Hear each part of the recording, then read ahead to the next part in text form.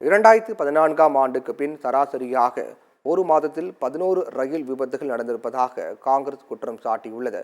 மேற்கு வங்க மாநிலம் நியூ ஜல்பைகுரி ரயில் நிலையம் அருகே நேற்று காலை நின்று கொண்டிருந்த கஞ்சன்ஜங்கா விரைவு ரயில் மீது அதே ரயில் பாதையில் வந்த சரக்கு ரயில் பின்பக்கமாக மோதி விபத்துக்குள்ளானது. அதில் பயணிகள் ரயிலின் 4 பெட்டிகள் தடம் புரண்டன. இந்த கோர விபத்தில் 9 பேர் உயிரிழந்தனர். ரயில் விபத்துக்கு ரயில்வே துறையின் கவனக்குறைவே முக்கிய காரணம் என குற்றம் சாட்டப்பட்டுள்ளது. இதையடுத்து ரயில் விபத்துக்கு பொறுப்பேற்று ரயில்வே அமைச்சர் அஸ்வினி வைஷ்ணவ் பதவி விலக காங்கிரஸ் உள்ளிட்ட எதிர்க்கட்சிகள் வலியுறுத்தி உள்ளன.